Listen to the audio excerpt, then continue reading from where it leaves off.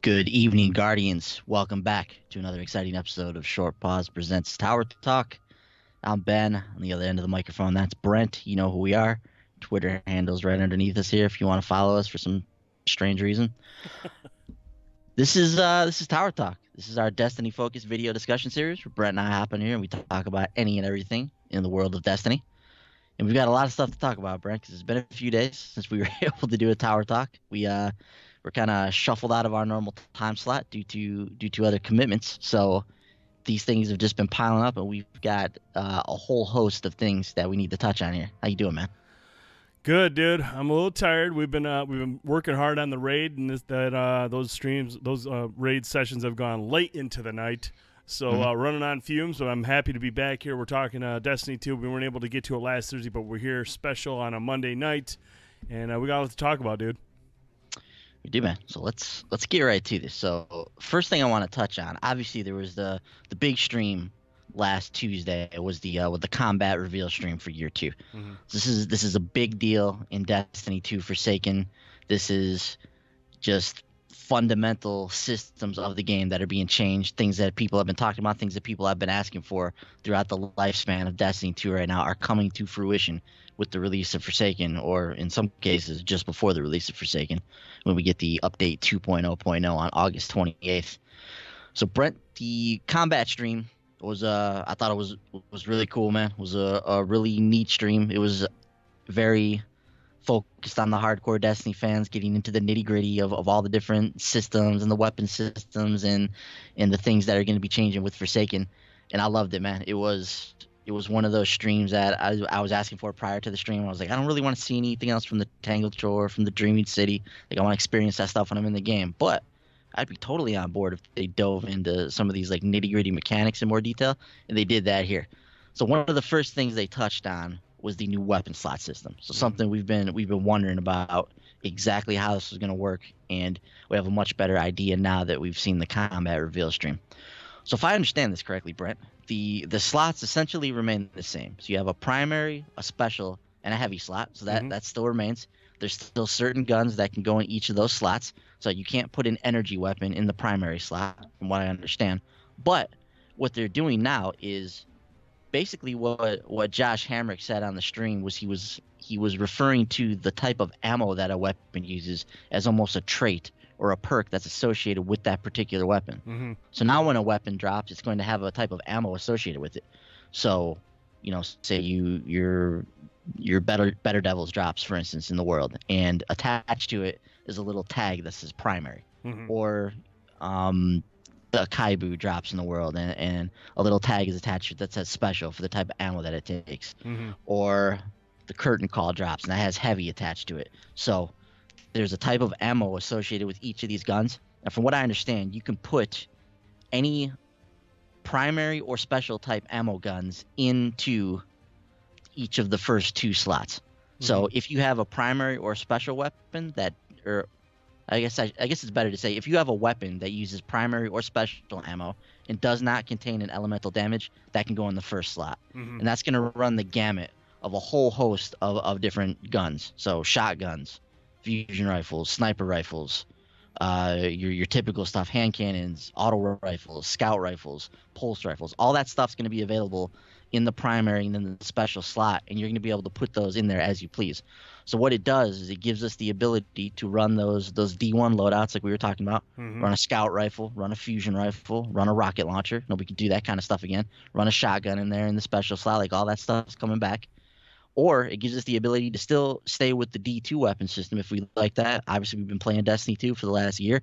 Gives us the ability to kind of keep with that double primary system. So if you want to have a system where you have both your guns using primary ammo, so they're always going to have ammo pretty much available and plentiful because primary ammo drops the most, like, you're going to have that option. But you have the ability to tweak your character and set it up the way you want. In the heavy slot is going to be rocket launchers, swords, grenade launchers, and linear fusion rifles. So those will still be locked into the heavy slot. None of those will drop into the other 2 slots. Right. What they have done with grenade launchers is they've taken the single shot grenade launchers and they moved them up to the first 2 slots now. So those will be moved out. So where something like the Fighting Lion, that was one of the things that made that kind of a special gun. Right. It was a grenade launcher you could use in your special slot. all those single shot grenade launchers will now be up in those slots with the fighting line. So be interested to see if they do anything else with that gun to kind of separate it from some of the other ones. But yes, just to sum this up, right? So all of your guns outside of your rockets, your swords, your grenade launchers, and your linear fusion rifles will be available in the first 2 slots. Any ones that have an energy modifier on it will go in the energy slot. Any of them that have the primary or no or are kinetic will go in the first slot, and all the rest of them go in the heavy slot there. Am I explaining that correctly? Is that how you understand it to be? And let me get your thoughts on the system, man. Do you think that obviously what they're trying to do here, they're trying to give players the ability to choose their loadout, to really dictate how they want to make their character, but they also want to still curate it and keep it systematic to a certain extent. They don't want it to be just a wild west where anybody puts any gun anywhere, some guys running around with 3 rocket launchers. They still want to have some type of a system in place. Do you think that they've done that here with what we've seen from this new system? Based on what they talked about during the actual stream, a lot of what they're saying sounds good, but we're not going to really know if this works until it gets out into the wild and you have millions of people trying different things out and finding out if there's any exploits that they need to be concerned of. But on paper, based on what they're saying, I love the fact that it gives us options. Like you said, it gives you an option. Do you want to play like you did on D1? You can do that. You want to play with D2 loadouts? You can do that as well. Options are always good. I like the fact that, some of the power weapons are still going to remain in the power weapon slot, like you said, rocket launchers, swords, stuff like that. But I do like the fact that you can have a shotgun in your special slot now, or you can have a shotgun in your kinetic. Man, did you see the Hawthorne's Forge is actually going to move into a kinetic slot? It's going to be a kinetic weapon. So some of these are actually changing as well. Now my question is, when they show like Better Devils as a kinetic weapon, are there going to be special versions of it, or is that just going to remain a kinetic version for that gun? That's a question I have as well. I thought about that myself. I don't think they gave us an answer on the stream. I don't know if somebody's asked that elsewhere, but it would seem to me, at least initially, like the kinetic guns are going to be kinetic and the special guns are going to be special because of one of the things you mentioned there with Hawthorne shotgun. Right, that's true. Moving into a kinetic slot. And we'll touch on some of the other ones a little bit later in the show that are moving into that kinetic slot. But just that little hint at what they're doing with those guns makes me believe that they will be delineated between the two of them. But other than that, I mean, like I said, I like what I'm hearing. I like what we saw in the trailer and during the stream, and how they explained things. I thought they were very clear on it. But again, this is going to have to be something that they're going to tweak as it rolls out to everybody. And I'm sure there'll be some issues that will arise, and they'll have to address those. But on paper, I love just the fact that it sounds like we're giving you options of how you want to play, tailored to your style of play. That's always a good thing for any community. Yeah. And you're right. We're not going to know exactly how this feels in practice until we get in there and we get our hands on it. But just seeing everything that they've talked about, do you feel like this is the way to go? Do you feel like this is the evolution of the D1 system? And do you feel like this is what the Destiny 2 community wants? Does this sound more like what they want out of this weapon system? Is this the kind of like moving towards the perfect weapon system that we're looking for in this game? Like, do you feel the stuff they're doing with ammo economy and how they're trying to control guns and balance things through that? Do you feel like all that is on the right path, and that's kind of the way that we need to be thinking about this stuff? Absolutely. I mean, this is how the game is evolving. This is how things are changing. They listened to the community. Community said, hey, I like the D1 loadouts a little bit better. Now we kind of get this hybrid. And then you talk about the ammo balancing and how that's going to work out. I love how during the stream they showed somebody that went with the triple shotgun setup. They had a shotgun in their heavy, they had a shotgun in their special, and they had a shotgun in their kinetic slots. And my concern was like, man, are these dudes all going to spawn with just, a full assortment of ammo in each spot? But we saw in the trailer how they have it working out. I mean, they maybe loaded up with 1 or 2 rounds in their heavy, a couple, maybe 1 or 2 rounds in their special, and then maybe a few more in their primary.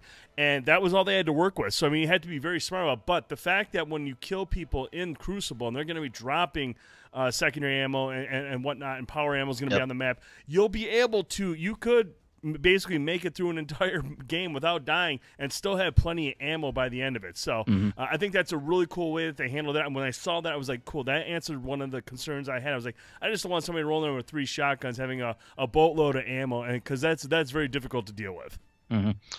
Yeah, no, definitely. So they're trying to be very conscious about the ammo economy and how that affects how the game plays and the balance and all that kind of stuff.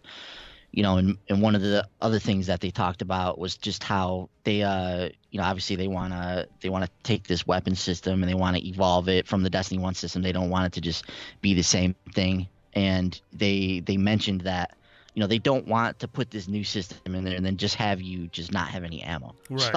So one of the things that they've worked on is they're changing the lethality of the guns and they're doing a lot of stuff around this system, but they wanted us to know. I thought they made it pretty clear that this is not going to be a situation where I'm going to pick a shotgun in my special slot and just never have any ammo for it. Right. Like, there is going to be ammo available for these slots. There won't be as much ammo available as if I had a hand cannon in my primary slot, but you're going to be able to find a way to get special rounds, and maybe some of that will be based around how skilled you are. We'll have to see how it all works out, but yeah, I do like where they're going with the weapon system, and I can't wait to get in there. And I just really want to go back to having a fusion rifle in my special slot. Right. Yeah, I'm looking forward to that, man. It was always hand cannon, fusion rifle, rocket launcher, or sword for me in Destiny 1. So I'm looking forward to being able to rock something like that again in Destiny 2 here, man.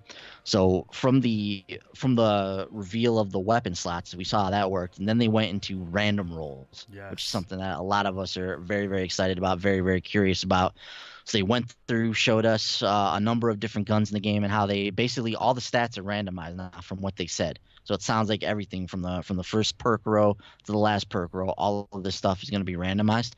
And it looks like they've also added an additional perk slot onto these guns. So in the Destiny 2 weapon system right now, we had your sights. Then you have a couple of perks that spawn after that, and then maybe one or two perks that are in that last slot. And I think normally it's one. Normally that one like intrinsic perk that's always on that gun that spawns in the last spot. But with the Destiny 2 random roll system, it sounds like all of that stuff's going to be randomized, and we're still going to get the sights in that first column there. So you have 2 or 3 sights available for your gun. Then you're going to have a row of perks that allows you to choose 1, 2, or 3 from the row that's there. And then the next 2 rows look like they're actual perks that spawn on the gun. So we get an additional perk. So one of the things they showed us was Better Devils, and they showed us a number of different versions of Better Devils. And one of the Better Devils that dropped not only had explosive payload, which we love, but it also had a rangefinder on it. So it's like, being able to have both of those perks on that gun is awesome. Just the fact that rangefinder is coming back, which was one of the best perks to have in Destiny 1. That thing's coming back to extend the range. That thing was clutch in shotguns and hand cannons and stuff like that. If you had one of those things spawn and with rangefinder, you were like doing jumping jacks, because that was one of the perks to have. So yeah, excited to see that stuff on there, and I'm excited to have random rolls back, man. And that was a big part of the Destiny experience. And part of me, when they unveiled Destiny 2 and they were like, random rolls are going on, I was like, all right, cool. So I'll get this gun. I won't have to worry about trying to find the perfect gun anymore. I just get this gun and I can move on to the next one. But, in hindsight, it took a lot away from the collecting guns and that feeling of getting a new gun and trying to see what the role was and, adjusting it to your character and all that stuff. So obviously we've realized that now, a year into the life of Destiny 2, we've realized that random rolls are the way to go with this game. So Brent, talk to me about what you saw from the random roll system. What sticks out to you? Do you like what we're seeing here? Obviously, we're all excited about random rolls coming back. Yeah, there seems to be quite a few new roles in there as well, so that's really, really cool. But yeah, I like the fact that, and you just mentioned, you said to yourself, well, I don't have to worry about that, finding the perfect gun. When in fact, that's what we really want to do. We want to worry about finding the perfect gun. It's funny how when we first heard about it, they're like, okay, I guess that's cool. We don't have to worry about it. But that eliminated a lot of the grind. That eliminated that carrot at the end of the stick. And this allows us now, I'm going to go out there and try to find the best Better Devils. I'm going to go out there and try to find the best Kaibu, stuff like that. Anything that's going, or guns like the Kaibu. I want to find like the perfect assault rifle, the perfect balance of perks tied to it. And, and when I first, and the cool thing is, like, you're going to find one and you're going to be like, oh man, this one's awesome. And then you're going to play for a while and be like, damn, here's another one. This one's even better. So, I mean, it's just going to be a continuous, like, every time you get to, like, what can be better? What do I need now? What is like the perfect god roll for this particular gun that I love to use? And dude, that's just what I want. I want incentive. I want motivation. Those are the things I want to do. I want to have a reason to go out there and clock a ton of hours so I can find the perfect version of the gun that I love to use. Hey, one of the things they talked about, Brent, a lot in this stream was the idea of bringing these hero moments back and Mm-hmm. bringing some of this skill-based play back to the game. Like they want you to watch a stream of Destiny or watch your friend play Destiny and just watch somebody just wreck house because of the way that they've set up their character. And they want you to look at that character and be like, man, how's that guy doing that? Mm-hmm. What guns is he using? What perks does he have? What armor is he wearing? Like what is he rolling his character with to be able to do the stuff that he's doing on the stream? And they Mm-hmm. want people to be able to play the game they want to play. If you're a tank and you want to roll out there and just run into the action, they want you to be able to set up your character to be that. If you want to be more of a ranged fighter, they want you to be able to set up your character to take advantage of that. So I Mm-hmm. love the idea of having more customization, more options with how we want to build our character. And obviously random rolls is a huge part of that. You can find out what roles your gun has available to it and then try to find the best one. Try to get that perfect roll. There's nothing like it, dude. There's nothing like in Destiny 1 where you found a gun that had a god roll on it or had a roll that you Yes. just wanted. I remember when the Clever Dragon dropped and it had everything that I wanted on it, like counterbalance and just had a range of stability perks on it. That thing was an absolute laser in Destiny 1, and I used it at every turn. I loved that gun. So to have that feeling where you get in there, dude, I spent so much time on like Reddit with like god roll charts and like comparing the stats that are available on these guns and comparing it to the guns that I rolled. I was like, oh man, this thing's almost a god roll, but it's got this perk that is not as good as this other perk that can spawn on it. It's just like so granular. Like you can really get in the weeds with this stuff. So it's Mm-hmm. kind of a gift. It's a gift and a curse. If you go down this rabbit hole, I mean, you're up playing until 5 in the morning every night trying to get the best roll that you can on these guns. So Mm-hmm. it's it giveth and it taketh, but there's no better feeling than being out there and getting the roll that you want on one of your favorite guns, man. Yeah, and that gives you the depth that you want in the game. I mean, when they took all that stuff out, it seemed very shallow. The weapon system was very, very shallow. But now Yep. you add all this stuff, and like you said, the granular stuff, the nitty gritty, getting right into those stats with all these different perks and these other mods we're going to talk about here in a moment. I mean, it even makes it even better. I mean, you're really going to be diving deep into a weapon system now, where it'll actually justify when you're in the vault during a stream for 20 minutes trying to go through your guns while people are sitting there watching going, hey, why aren't we playing? Now we'll know why, because I'll be doing the same thing. I'll be looking at all my guns, all the nitty gritty, the stats, trying to figure out which gun is going to be perfect for the situation or the event we're jumping into. And we may not have to look at our guns in the vault. We can look at them in the collections. There you go, right there. There you go. So maybe we'll take 20 minutes like in a destination, There looking you in go. the collections, trying to grab something. So Brent, obviously you just mentioned the mod system. That's the next thing I want to touch on here. Mods changing considerably with Forsaken. So no longer will mods be just a simple, elemental addition to your gun or just a 5 power level addition to the gun. Like these are going to basically be additional perks that you're going to be able to add to your gun. So things like Icarus for increased in-air accuracy, like Mhm. things like that can drastically change the how your character works, or like hip fire accuracy or something like that might be raised with one of these perks. Mhm. So there's a number of different mods that are going to be available, and they want these to impact like how your character feels and how your character plays. On a prior, it was either TWAB or a prior stream, they mentioned with the new mod system, one of their goals is to make this seem like the cherry on the top of your character. So like Mhm. you've gone through, you've built this awesome badass character the way you want to build it, and finally you found that mod that you want to add to your character, that thing that's gonna finish off your build. Like, man, I got this character who I love to jump in the air with. It would really help if I had increased in-air accuracy. So you finally get that mod, that Icarus mod, you put it on your character, and you're like, boom, cherry on top. I've created the ultimate badass for this character, and you don't have to worry about the power level system anymore, which I love. Mhm. So we don't simply have to worry about, man, I just have to put something on this because I have to get these extra 5 power levels in order to get my character to where I Mhm. want it to be. We don't have to worry about that anymore. Now we can simply look for the mod that we want to look for and put it onto our character and kind of finish off our build. What's your thoughts on what we've seen from the mod system so far? Dude, some of these are really sweet. I've actually got it up on the video here, paused on. We'll go down this list here, just kind of explaining Okay. which ones we see here. First, we're at we saw the magazine one where it increases the magazine size, which used to be a masterwork perk. Yes. That could be Yes. one of the random ones that would pop up, but now this is actually going to fall down into the weapon mod category, where if you Yes. want to increase the magazine size, you can apply that. Then we have freehand grip, which increases accuracy and ready speed while firing from the hip, which is always really nice. Icarus grip improves accuracy while airborne. We've got targeting adjuster. This weapon gains better target acquisition. And then we have Radar Tuner. Radar immediately returns when you stop aiming down the sights. That's awesome. Minor Spec deals extra damage against rank and file enemies. So now that's interesting. Now I'm assuming those aren't yellow barred characters. Those are just typical guys, right? Your grunts. Yeah, the guys they say red bar enemies. Red bar enemies. Thralls, goblins, and other acolytes, people like that. Then we have Major Spec. Deal extra damage against powerful enemies. These are yellow barred enemies. Yellow barred enemies. And then we go down to the bottom here as they slowly tease us. We got Boss Spec. Increases damage against bosses and vehicles. And lastly, Counterbalance Stock. Reduces recoil. That's the one right there, man. Reduces recoil deviation for this weapon. So a lot of cool, awesome mods there, dude. But Counterbalance is clutch.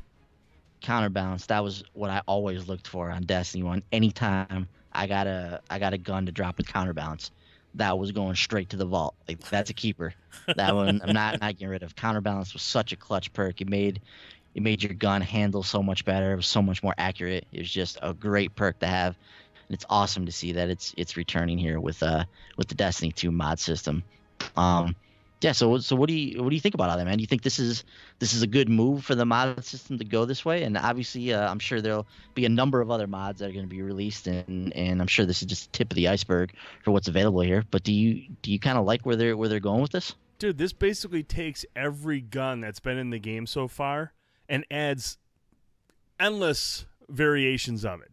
I mean, you're going to have so many different guns out there. They're all the same gun, but they're going to have so many different perks and statistics. And like I said, dude, this is what the gun fanatics want in this game. These are like I said, this is for the hardcore, the grinders, the people that want this to be a hobby. They want to spend hours upon hours, days upon days, weeks upon weeks, trying to find the best version of all their favorite guns. And this is, dude, this just it's got me salivating. Dude, I'm ready to play. I want to jump in there and find the best versions of the guns that I love to use in every situation. And I mean, you can take that. You can go back in and get the better devils and have it, spec'd out for like Crucible play. Or then you want to have another one that's spec'd out for Nightfalls or for strike missions for the bosses and stuff like that. You can do, there's an endless amount of changes and tweaks that you can apply here. And that's sexy, dude. Let me get your thoughts on this too. So the way that mods are going to drop, they're going to drop in the world on the actual guns. So from what I gathered from the stream, and they weren't 100% clear on this, it didn't seem like you were going to be able to go to Banshee and buy mods from him or get mods for your guns. It doesn't seem like that it's going to work that way anymore. So it seems like these are simply going to drop on legendary weapons in the world, and then it's going to be up to you to look at these guns as they drop. First thing you're going to do, you're going to look at the perk rolls, see what kind of roll you got, see if it's an awesome roll on the gun. If it is, you can keep it and move forward with it. The other thing you want to do is look at the actual mod that the weapon dropped with. So if it dropped, so say you got a Better Devils to drop. Maybe you already have a Better Devils that you really like, but this Better Devils dropped. The perk roll is not as good as the perk roll that you already have, but this one has Icarus attached to it. You're like, wow, I really need that Icarus mod. I want to add it to my gun so I can get that increased in-air accuracy with this thing. So what you do is you dismantle that new Better Devils that you picked up, and when it dismantles, that mod becomes yours to put onto a separate gun. So you get that mod, and then you put it into the gun there. So it sounds like these mods will only drop on guns in the world, and then if you want to extract the mod from these guns, you have to then dismantle it, and that will put it in your inventory, which you can use on another gun, and then the cycle kind of repeats itself. So bring your thoughts on this system of dismantling guns to get the mods. The reason I like this is because this is like a benefit. This is a plus side, because right now if you just dismantle guns, you just get shards if they're legendary, and that's all they're worth. They're just worth shards. Now all the weapons that you don't want have some value if they have one of these mods attached to it. This is how you'll be able to build up your assortment of mods in your vault or in your inventory. But this makes every gun valuable, even if it's a gun that you don't want to use or you have a better version of. It could be even more valuable because of that one mod. Yeah, definitely. Yeah. So I also like that it gives you almost a little bit of a strategy or like a mini game you got to play with these guns. So when you get these guns, you got to make a decision now. So you're like, man, I love the mod that's on this gun. I could really use it on this other gun that I like a lot that I use all the time. Maybe I'm interested in this gun and this perk roll's okay, but is it worth it to keep this perk roll with this mod on this particular gun, or should I shard this thing and take that mod and put it on a gun that I really like that I've been using? So now there's going to be a little bit of thinking that's going to go on when these things drop. So it's not simply this gun's not just going to drop anymore and be like, I already have that thing. Let me just shard it real quick. Right. That's what we do with the legendaries right now. There's no random rolls. There's no extra perks or anything. These things just drop. I already own it. I'm going to shard it and move on with my day. Now we're actually going to have to put some thought into it and kind of strategize a little bit and think about how we want to build our character and what we want our character to look like at the end of the day. So I like that, man. It's definitely going to add another flavor to it. But it doesn't stop there, Brent. Then it goes in, and then from there you roll a masterwork to get it to do that, which is dumb. So I'm glad that they're putting it on there so that we can just change that at will. But your thoughts on the new masterwork system, Brent? This adds another huge grind to these guns to really level them up to get to the level that you want, man. What's your thoughts on this? I think we're past the point of being too much and that's just for the casuals. For the hardcore, this is just more of the stuff that we want to hear. I mean, obviously, I love the masterwork system. I love the fact that I love how it's been implemented. This, like everything else, is just the next evolution of masterwork items. It's going to make you grind. You're going to work harder for stuff, and that's just a win-win across the board. I mean, everything that we saw in this stream in terms of the weapons, the mods, everything. This is just music to my ears, buddy. Yeah, and this is kind of like the answer to the exotic catalyst system for the exotics, right? So you have an exotic, you have that extra little carrot on the end of the stick that you can look for, and when you find that catalyst, you can then level that up, and it gives you something else to do with the gun in the absence of a leveling system like we had in Destiny 1. So now with the legendary weapons, we're going to have something similar to that, some similar grind to these guns in Destiny 2 for Forsaken. So obviously we'll have the random roll system. We can still go out there, look for the perfect roll on these guns, but we're now going to also be able to level up the masterwork for this gun as well, and that gives us just another thing to do with these guns. So like you said, man, at this point, anything we can get in here, the more to do, the better it is, man. And we've got a lot of stuff to do. there's a lot of stuff to do in Destiny right now, and it looks like there's almost an overwhelming amount of stuff that we're going to be able to do. That's what we want, though, dude. That's what we've been asking for. That's what we want, man. Destiny 1 was overwhelming, and Destiny 2 Forsaken looks like it's going to be overwhelming right along with it. So yeah, I can't wait to get in here and just toy around with the stuff and see what it's all about, man. All right, so one of the other things that they talked about is time to kill, Brent, and they made it very clear in this stream that time to kill is ramping up in a big way. Now, one of the things that they hammered on is that time to kill is changing primarily in terms of precision damage. Yep. So one of the things that they talked about during the stream was that they really want to enhance the skill gap. They don't want to make Destiny too hard to play, but they want to make the skilled players be able to go out there and do great things. So part of that is making the time to kill and the lethality of these weapons focused more around precision damage and making you embrace getting those precision shots on your enemies. So you're going to be able to go out there and your time to kill is going to be enhanced, but can you get those headshots? Right. Can you get those precision shots to drop your enemies as quickly as they can be dropped? So that's coming into play, but it sounds like just all around, man, just time to kill being buffed on all fronts. And we saw several examples in the stream before they got into that Crucible match that they showed us on the stream. They tested a couple weapons to show us how the time to kill was changing, and they grabbed the hand cannon. I think it was Better Devils. It was 2 to the body, 1 to the head. Yep. Guy dropped. So that's huge, man. 2 body. You only need 1 precision shot to drop these guys in 3 shots. So the triple tap is back. Yes. It's 2 body, 1 to the head. So that's going to be huge. I'm expecting to see a lot of Better Devils in the Crucible once that thing rolls around, man. Which is appropriate. It's the best Crucible gun out there, so it's appropriate that thing should be a beast in the Crucible. Then they showed us, what was it, a fast firing scout rifle? Yep. Yeah, that thing dropped the guy in like just a second. I mean, it was I don't know what the time to kill was when they monitored it. Really fast. But, yeah, with those fast firing scout rifles, it just dropped them instantly, and I was like, wow, okay. So seeing is believing in this case. You get in there and you see what they're doing here. This has been a huge ask of the community, Brent. They've been talking about time to kill for a long time. Now, I agree. There are certain instances where it'd probably be better if somebody dropped a little bit quicker. I'm not the greatest Crucible player in the world. I'm not the greatest competitive player in the world. So I feel like this is probably going to hurt me more than it's going to help me. But we'll see in the long run. But yeah, I like what we're seeing here. Just increasing the lethality all the way around of everything. And this goes into everything. You know, that was one of the other cool things I thought they talked about on the stream was that when they touch one thing in this game, it affects basically every other system in the game. Yep. So when they make a change here, they've got to make changes all the way around. So when they're doing things like changing time to kill and they're making weapons more powerful and bringing these new weapons into the fold and random rolls and all this kind of stuff, then they got to go in here and they got to change how fast these weapons kill, how powerful your grenades are. And one of the big things too, 2-hit melee kills. Yes. 2-hit melee Thank God. kills are returning. And yeah, like you said, man, it's just when I'm sitting there and I'm punching a dude and I got to hit him 3 or 4 times for him to drop, that's so irritating. Yeah, that's really so having lame. 2-hit melee kills back. And in fact, when they were talking about time to kill, this was kind of at the center of their discussion about time to kill. They were like, because we have 2-hit melee kills in the game now, we have to design around that idea. Yep. So before, when they designed the original Destiny 2, they designed it around a 3-hit melee kill. Now we've got 2-hit melee kills back. Hell, shoulder charges are coming back as 1-hit kills. Mm-hmm. So Titan player is very excited. Wolf is probably beside himself at this point. That he's gonna be able to get in there and just shoulder charge and decimate people. I'm not looking forward to that, by the way.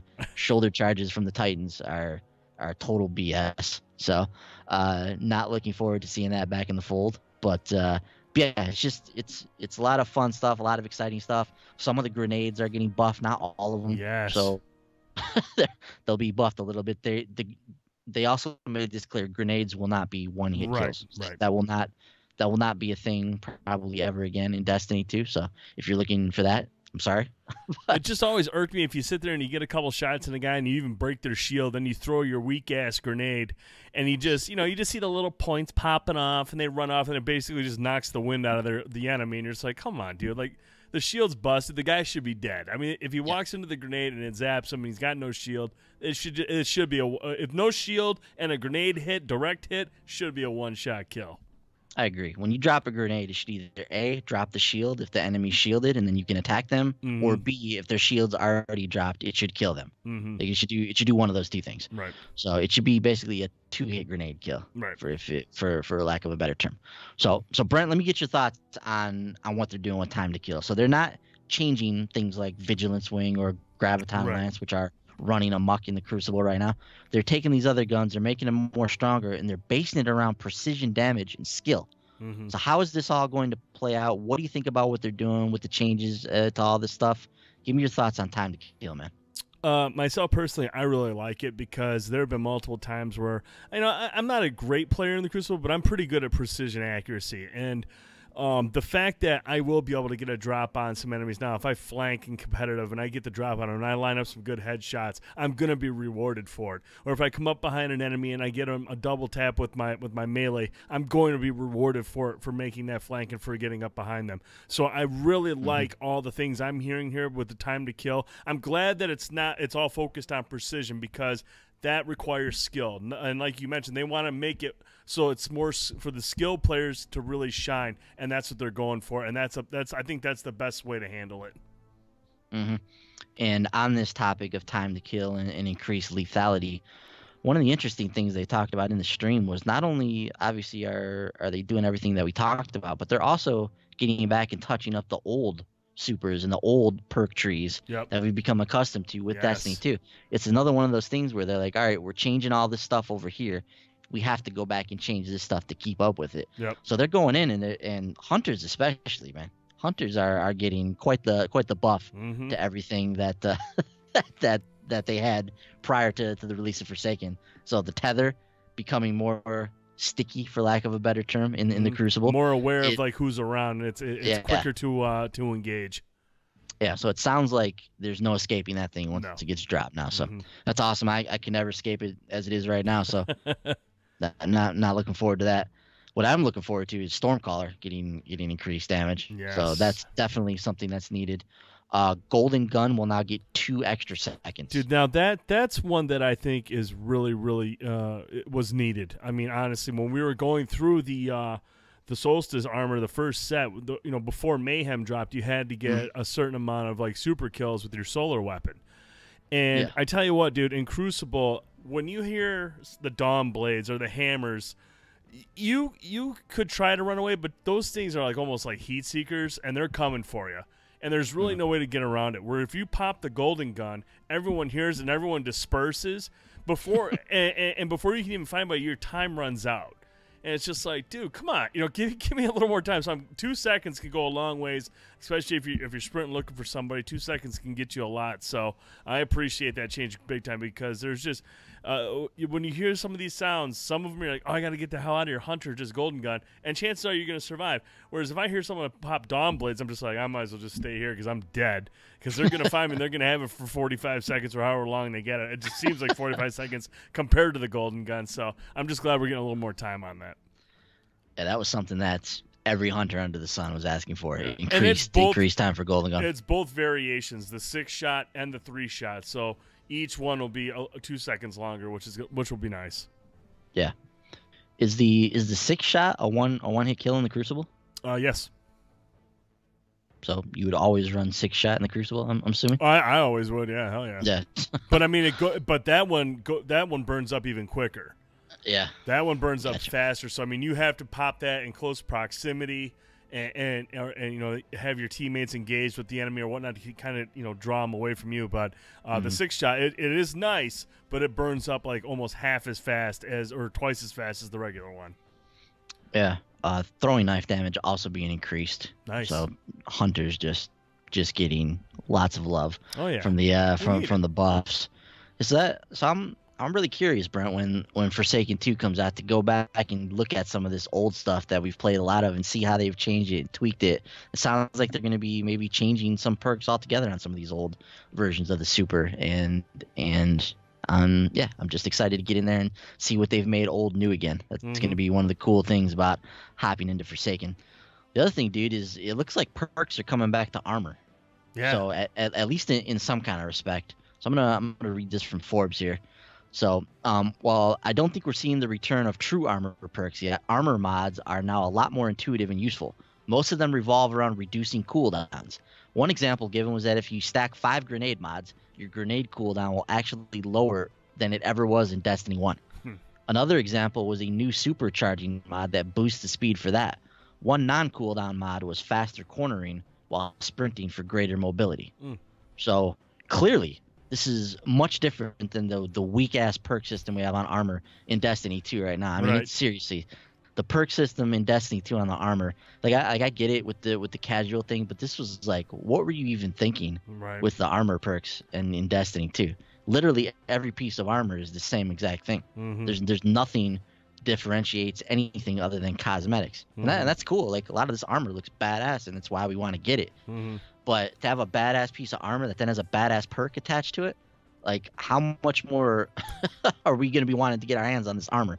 So, you excited about at least having some kind of a perk system back to the armor? Yeah, I mean, and they had to do this because, with mods kind of like losing their value. I mean, obviously some of the mods you could put on the Masterworks, some of the mods you could put in there for the armor, but, little things here and there, but nothing like game-changing or even like beneficial.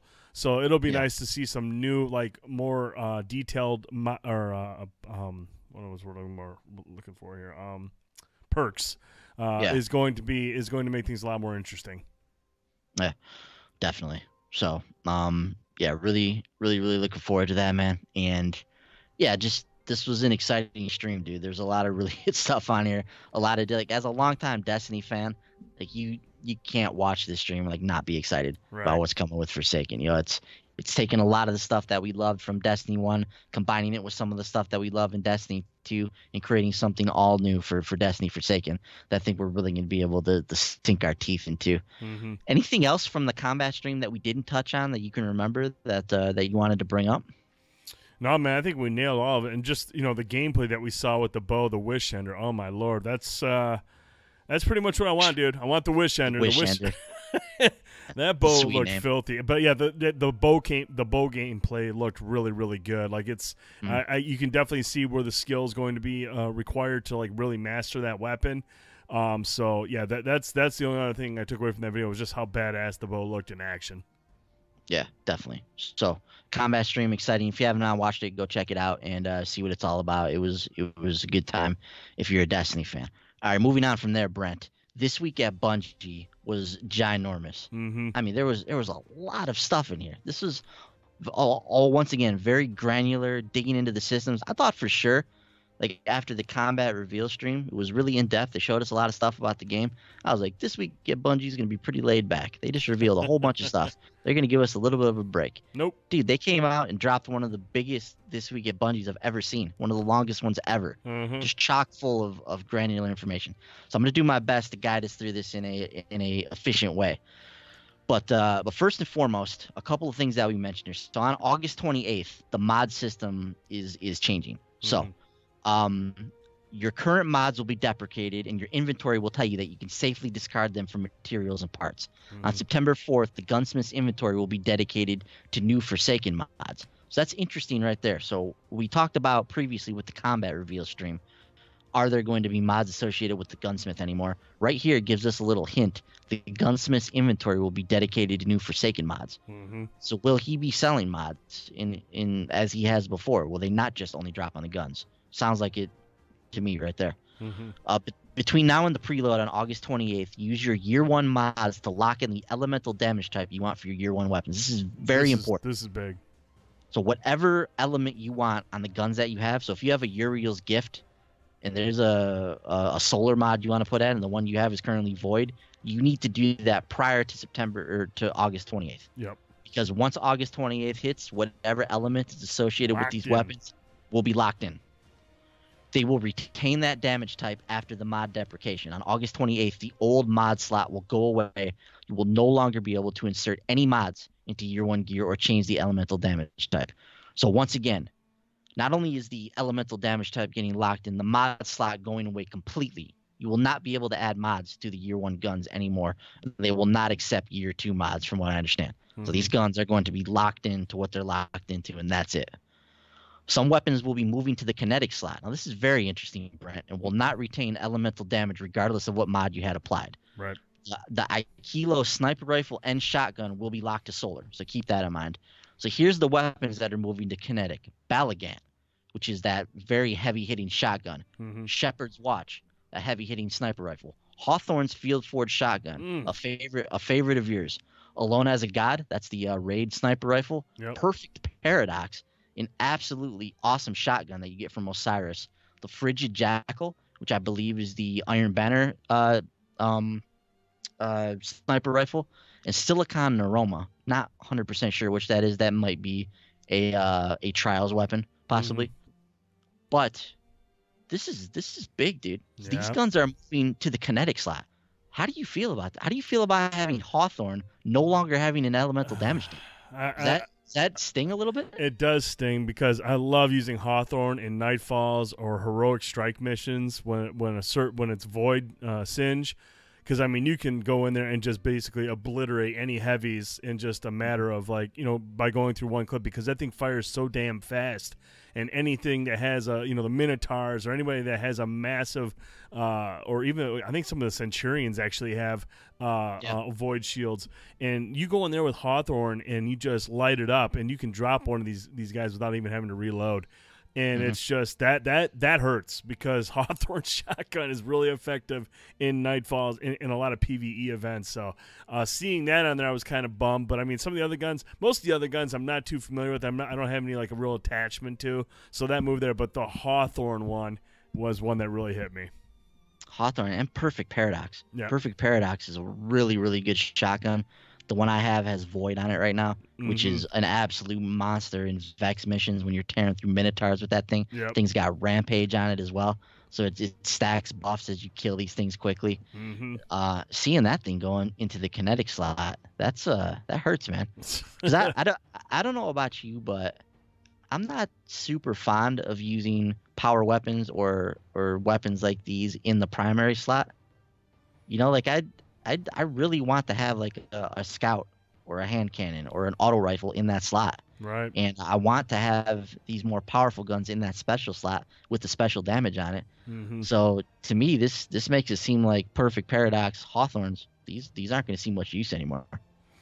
I mean, maybe in Crucible, if it's if you have it in the kinetic spot, but yeah, dude, it kind of devalues them quite a bit, and that like I said, that's a concern, man. Like, am I going to have any real reason to have Hawthorne packed in there? Because like I said, it's a shotgun, so you're gonna have limited amounts of ammo, and like I like to have like Crimson or Orman's Anvil in there, just because that's you get a lot of ammo with those. Yeah. So yeah, it kind of hurts the value of Hawthorns and Perfect Paradox. I mean, and I guess the other part of this is obviously these are year one guns. We're going to have a whole new stack of year two guns that we're going to want to get our hands on, and we're probably going to find stuff that we like more than these other guns that we're going to want to use that have random rolls and all that kind of stuff. But still, in the short term, I wonder what the thought was behind that. Like, why move these to the kinetic side? What's the reason? Maybe maybe it has something to do with what you just mentioned. There's going to be plenty of year two weapons that are going to have similar ability. Then probably another shotgun that'll fire real fast with elemental damage. That'll have a sweet mod system. Maybe the Hawthorne just didn't figure into the scheme for these year two weapons. Yeah. Quickly want to touch on the Dreaming City, Brent. So we got a trailer for the Dreaming City, and it was a short little teaser. And man, if you didn't have to change your pants after watching this trailer, I don't believe you. So. Just quickly, dude, let me get your thoughts on what we saw from the Dreaming City here. We didn't see a lot. They didn't reveal a whole lot, but we got some little nuggets in here that have us very, very intrigued. Dude, just the scale of it is what really just blew my mind. I mean, all the vistas, every area they're walking through, everything is it's grand. It's a grand setting everywhere you go. And they're talking about riddled puzzles throughout this entire area. There's going to be so many secrets, so many puzzles, so many things that you're going to have to find, that you're going to want to find. And this looks like it's the Dreadnought times like 50. I mean, it just looks massive. All the different areas you're going to be able to explore, the secrets you're going to find. Dude, I just want to spend like I want to take that whole week off and just spend my time in the Dreaming City. It just looks incredible. And every area is so diverse. It's so much different than the previous area that you see in this trailer. It's just, how do you not want to explore and just spend all your time in there? Yeah, we see what looks like a new enemy type in there too. Some type of Taken wizard. It almost looks like in there. So yeah, we get little hints like that. We see Petra Vange is narrating the trailer. She's giving us all this interesting like little teasers about what's in the Dreaming City. And dude, I just love the idea of this whole endgame space that's meant to house like the endgame, and it's just this giant thing full of puzzles, and it evolves and changes, and there's raids in here, and that escalation protocol type of activity, the Blighted Well or whatever it's called. Yep. That's in here as well. In addition to whatever, public events and things that they have in here. I just think it's really cool. There's a whole destination dedicated to the in-game. One of the things that makes me wonder, though, and I want to get your thoughts, and it's something I was thinking about, is what is this going to mean for the rest of the game? So when we have an end game destination and we finish Forsaken and we step foot into the Dreaming City and we're starting to do stuff in there, and that's kind of where the end game is housed. Like, what happens to all the other planets? Not just the Tangled Shore. What happens to Earth? What happens to Mars? What happens to Mercury and Io and Nessus and all these other places that we've explored over the past year? Is it, are they still going to keep us engaged with things like Baron hunts or the milestones, flashpoints, that kind of stuff? Is that going to be what brings us to these other destinations? Any worry on your part that maybe the rest of the game just gets devalued and we only want to spend our time in the Dreaming City, and maybe they have a problem on their hands with what to do with the rest of the game? No, actually, it's funny you mentioned that, because I was thinking about that as well. But if you look at, you mentioned the flashpoints. We're going to have those do Baron hunts. We're going to have other reasons to go to all these other areas. Bounties are still going to come into play. Now, I wonder if bounties are going to evolve. If you look at the Solstice of Heroes armor, for example, some of the challenges on those armors, these could easily get moved over to how bounties set up. Go get X amount of orbs, or not orbs, but go get X amount of kills on Earth. Go do X amount of lost sectors on IO. I mean, there could be a lot of things tied to these bounties that are going to have powerful gear or powerful items waiting for you. They can keep us very, very busy if they really involve the bounty system, the flashpoints where they want us to go for strike missions and stuff like that. Strike missions are going to appear on the map. They're all going to be in different areas. So I mean, no, we're going to be very busy on the spots. Obviously, the Dreaming City is like going to be the hub where you're going to want to spend the bulk of your time exploring, finding all the end game content. But there will be a lot of stuff tied to the powerful gear that you can earn weekly or every 4 days, however it's going to work now. Yeah, that's going to be tied to the other areas. So no, I don't think the other areas are in danger of becoming obsolete. In fact, I think we're going to find ourselves going back to some of the areas that we at least go to. Cool. I hope that's the case, because that sounds great. All right, now, one of the things that they dove into throughout this post is how the economy and the power and all that is going to be changing with Forsaken. I'm going to do my best to corral this and get this, deliver this to you guys in a digestible way. But I want to start with the goals of the progression and economy systems in Season 4 or in Year 2 of Destiny 2. This is from the Bungie blog. So first, we want to bring back the days when you were impressed when you saw someone at max power in the tower. You remember those days, Brent? So think about the very first iteration of Destiny. We were in the tower and you saw somebody that had full raid gear, that had hit max level and had completed the Vault of Glass. Like, that was something you're like, that dude's a badass. So Right. they wanna bring back that kind of feeling. The experience of leveling and then powering up should be meaningful. Players should have a sense of discovery when earning rewards from different activities. When players accomplish something difficult, the reward should be special or unique. And not all sources of power in a week should appear on the director. So that's an interesting one. Right. Or should be apparent on the director. So it's like, what's that stuff going to entail? Like, what's this little stuff that it's something that you might stumble across, I guess, as you're playing through Destiny on a weekly basis. So in regards to the acquisition of power, in Year 1, any activity such as the raid would have an absolute range of power that it could generate. Rewards would only grant a small difference in power level, even if you were overcoming the challenge while underleveled. In Forsaken, we are scaling the power production of all content by the difficulty of that content. If you manage to beat the raid while 40 power under the recommended level, you should expect to receive a more potent reward. When players earn powerful rewards, these items should never scale down to where they do not give an increase in power. Even if your power is 100 over an activity's recommended level, it should still grant a reward at least 1 power level above your current average. This means that players should still benefit when grouping with teammates who haven't accomplished as much as they have. We've also created multiple new sources of power for powerful rewards that refresh on a different cadence than the weekly reset. So that was what we talked about with some of these things that are going to refresh like 4 days in, and whatnot.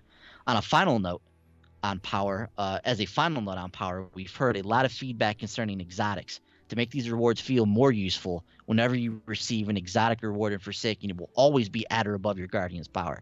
Now, that's very interesting. I wonder if this pertains to Xur as well. When you purchase an exotic from Xur, is it going to be always at that base level that it's always at, or is this going to scale with you as well?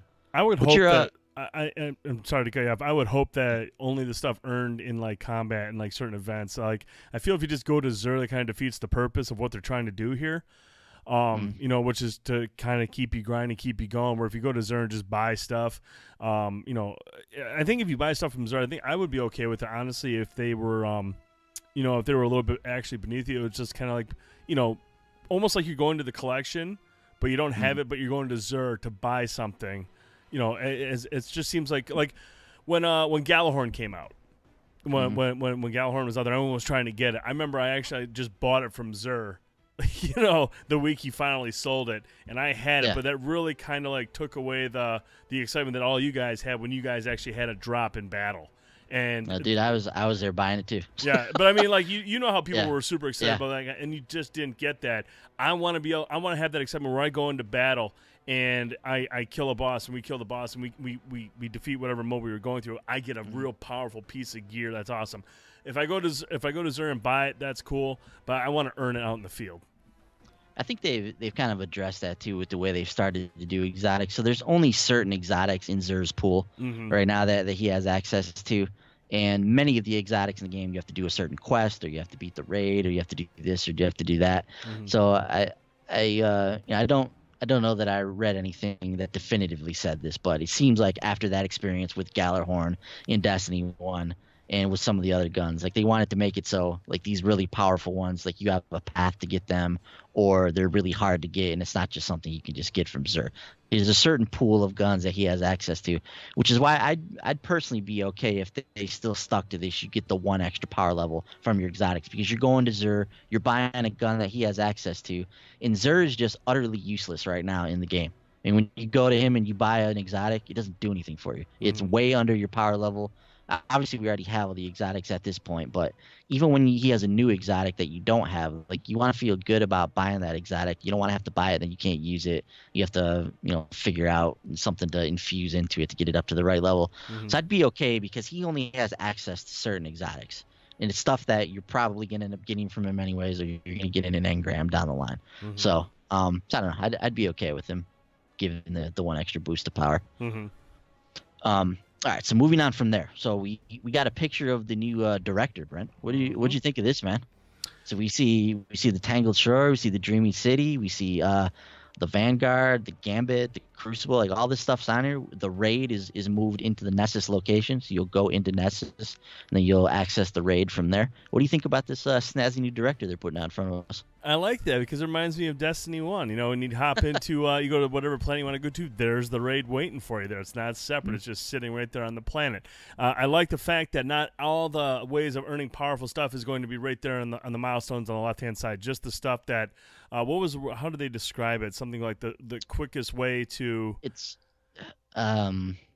yeah, I forgot exactly how they described it. Yeah, I can't remember how they were, but I like the fact that not everything is going to be listed on the director. Like, that creates that sense of wonder. You want to go out there and see what you can find. There are other ways to achieve, to attain powerful gear. We're just not going to tell you how to do it. I mean, there'll be hints out there, and you can go into certain areas, and you might figure it out after a while. But I like the fact that it's just not going to be lined up there for you, and you can just run through it. When we do it now, that's kind of the problem when we do on Wednesday nights. We go in there and we're like, okay, we got a list of stuff here. Let's knock it out and we're done. Now you have to go out and kind of find these other ones, and I like that. Yeah.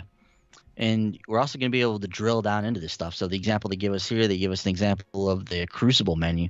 So when you go into the Crucible menu and then you drill down into the quick play, for instance, you can actually see the weekly challenges milestone has been attached to this as I forgot what they called it, but it's a little bullet point under quick play. So it's attached to their the tool tip, I think they call it. So it's attached to the tool tip on this activity. The challenge is on there, and then the reward listed underneath it as powerful gear. Yep. So you're still going to be able to do your call to arms every week. It's just going to be in a different location, and you'll still have access to that Crucible, to that engram once all is said and done. All right, so here's some of the other cool stuff that's changing here. So the base strike playlist. So strikes, so we hinted at this on a prior Tower Talk, Brent. Strikes are going to be changing a little bit, and we got some more info on that now. The base strike playlist for Destiny 2 Forsaken has been updated to feature difficulty selection and modifiers. Heroic strikes are being retired on August 28th. Oh, interesting. With Destiny Update 2.0. So for Forsaken players, the strike playlist has 3 difficulties to select from: Power 300, Power 400, and Power 500. Once you're 40 power over a given playlist, it will no longer appear as an option for you to select. This ensures a healthy matchmaking pool when players reach endgame power levels. The Power 500 playlist will always be available, and strikes will have modifiers. For Legacy players, the strike playlist matches the Legacy playlist that is currently available in Year 1. The recommended power will be 200, and the strikes will have modifiers. Between August 28th and September 4th, modifiers will be unavailable for all strike playlists, just so everybody is aware. Brent, quickly, your thoughts on what they're doing with the strikes here? I like this a lot, actually, and the reason I like it is because it's going to it gives you a chance. Here's one thing they mentioned also. Well, you'll probably talk about it in a minute here, but the one thing I like about it is if you complete one of these strikes, if you're underpowered considerably, if you're playing with like your buddies and they're a little bit higher ranked and you're underpowered, but you get into like the 400, 500 range and you beat it, you're like you mentioned, the rewards are going to be even more powerful than if you were at just the base level. If you were at the same level, you're going to get rewarded for your efforts. So if you're able to get in there, underpower with some friends, knock out one of these strike missions, you're going to get even better gear. But I like the fact that it goes away after, like, you reach 40 over that level. If you're the fire team leader, I'm assuming that's what it means. When the fire team leader is 40 levels over, those, the ones beneath you will no longer appear. They won't be there for you to do. But I like the fact that it's going to have a 300, 400, 500. That's going to give us some options. You can go for the tougher one if you feel like it. But also, if you're not up to power and you got some friends that can get you through the other stuff, you can actually rank up pretty quick that way with powerful gear. I mean, eventually they're gonna have to bring back heroic strikes, right? Like once you get to level 500, you're gonna be able to get up to level 600. So once you hit like level 550, let's say, are you gonna want to keep doing level 500 strikes? Like, what's gonna be your motivation? Depends on what kind of modifiers. I mean, motivation. I mean, we're going to have powerful gear tied to it. So, I mean, there's your motivation. You're going to want to go in there and knock those things out. And then when modifiers come into play, I mean, we know right now, even in Destiny, we're a little bit above the heroic strike. And with modifiers, those things are tough as hell. So I'm not too concerned about them becoming overly easy. I just don't think that'll be the case. And I'm sure at some point, they'll be like, okay, look, here's a 600 power level now. Yeah, that's my thought. It's just when you get a certain power level over these strikes, like if you're sitting at 550, 560, 570, you're working your way up to 600. Like, yeah, you can go in and, like you said, there'll be a powerful engram attached to completing a couple of them probably, but you still want it to be a little bit of a challenge. You don't want to just like tank through these things and just breeze through them in 10 minutes, So strikes themselves not only changing, Brent, but the nightfall is being changed once again. So the nightfall activity is also being revisited for season 4. Prestige difficulty is being retired. Lots of stuff being retired here. So, prestige difficulty being retired, but the base difficulty for the nightfall activity will increase. Additionally, players will have the ability to choose one of 3 nightfalls each week. It's a huge change. If there's a specific nightfall unique reward that a player is hunting for, this reduces the time they will have to wait for the strike to be featured again. That's awesome. While having 3 options, players may only select the strikes for which they own the appropriate expansions. Right. Legacy players will still be able to enable modifiers via their challenge card. Scoring will not be available for all Legacy players in the 270 power nightfall. What do you think about that, dude? I mean, I think that's where the scoring should be, is in the higher difficulty. I mean, I understand the base level 1 they won't have it anymore, but I mean, I'm totally fine with that. And the fact that we'll have 3 nightfalls to choose from, like you said, there's a certain weapon that you want that's tied to a nightfall, and you're like, damn it, it's not this week's nightfall. We got to wait till next week. This will considerably increase your chances of being able to go in there and get the weapon that you want and not have to wait 6-7 weeks. Yeah. So, yeah, that's great. I'm on board for that. Definitely want to see how they do it with the modifiers and how it all plays out, what power level this thing's actually going to be at. Like, what power level do you think the nightfall is going to be at? Like, dude, we're getting into Forsaken, and the power level is going to go max out at 600. So are they gonna start this thing down at 500 and then maybe inch it along as we level up, or is this thing going to be sitting at 570 and we're not going to be able to do a nightfall for the next 3 months? Like, what?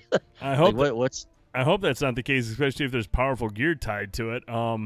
Yeah. No, I'll be curious to see what they're going to do with the Nightfall, because as of right now, it's difficult to get excited about because the Nightfall is just inferior to the heroic strikes.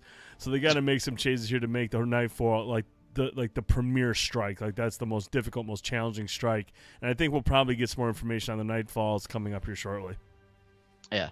So the meditation's also being retired, and they're being replaced with, as we talked about, the heroic story playlist, which is coming back from Destiny 1. New campaign missions will be featured at 500 power, while old campaign missions will be set to a power level relative to their release. This ensures legacy players can still enjoy this activity at their leisure. Ikora's Vanguard tokens will no longer be used as currency after August 28th and will be removed from player inventories.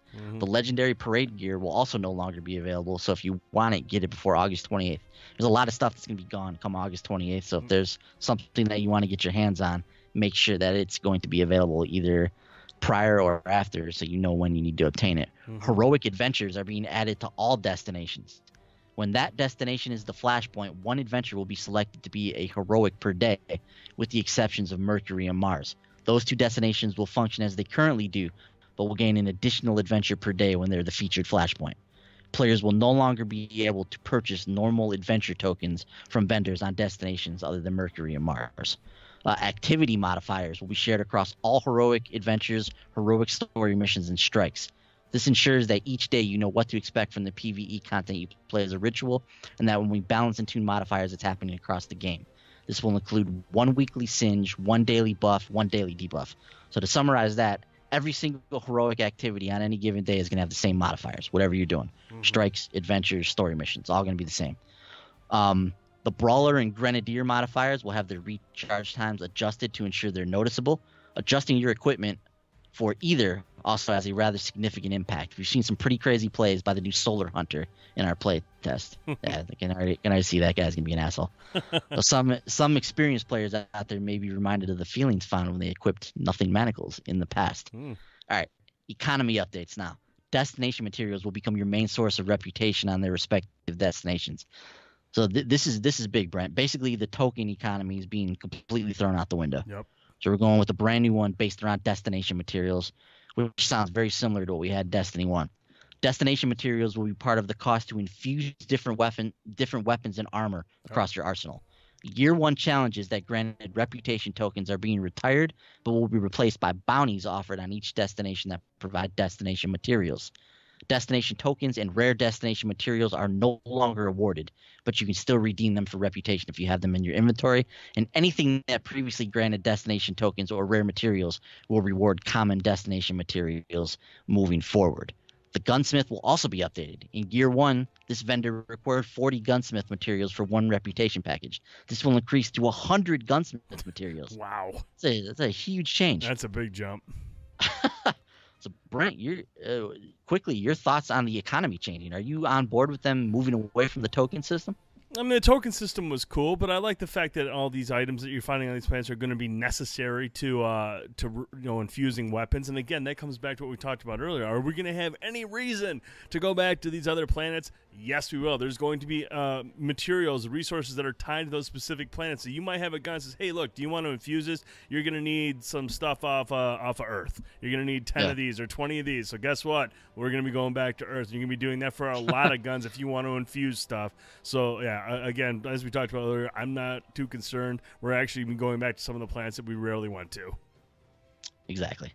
So yeah, I'm all on board to try a different economy system, and we'll see all this works once we touch down and start playing the games, and hopefully it works out well. So basically, anything that you have tokens for, you can redeem those and get the reputation for them. So Iron Banner back this Tuesday, Brent, starts tomorrow. Iron Banner. This will be the last Iron Banner of Season 3. The new rules will be active. So you have these awesome, badass, flaming control points now that we're going to be capturing. And, of course, the new power play rules will come into play, which is really excellent.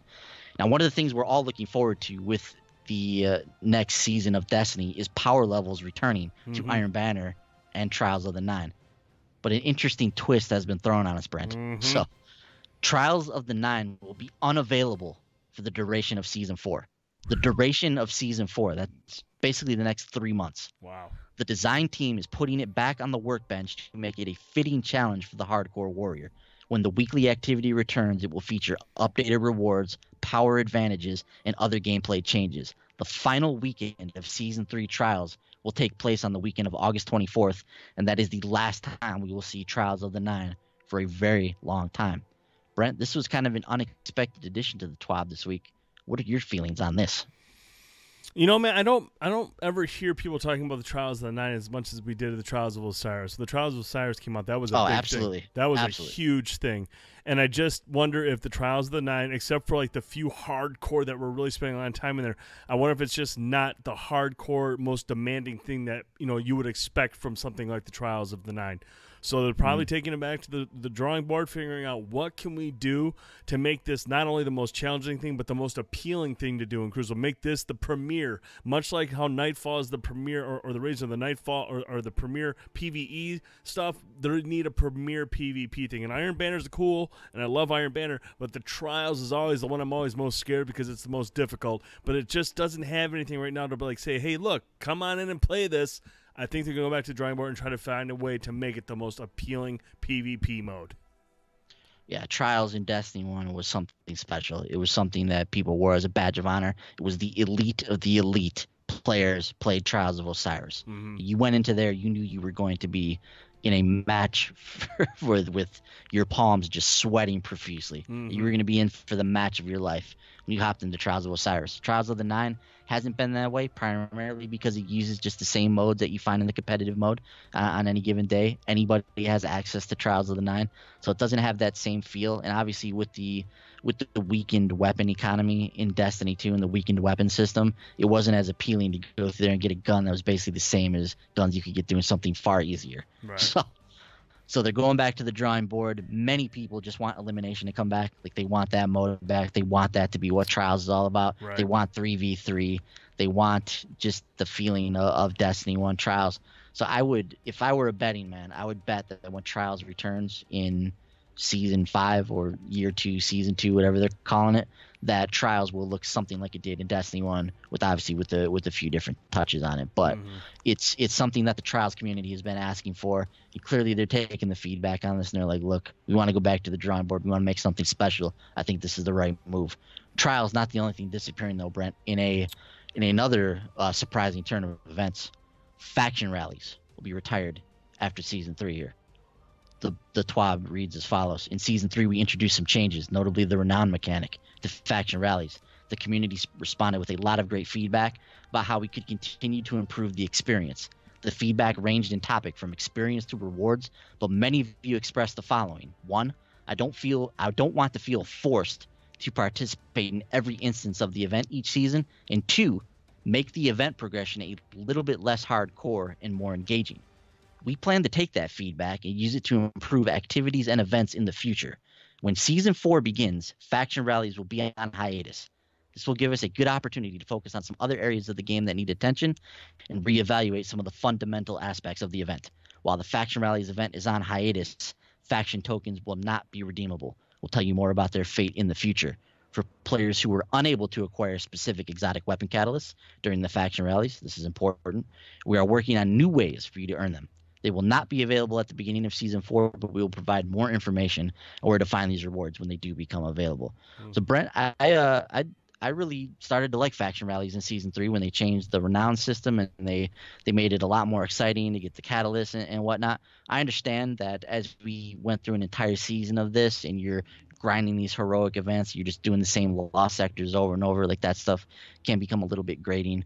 But overall, I really enjoyed the changes they made to Season 3, and I'm a little bit sad that they're going to be going away for Season 4, at least for a little bit here.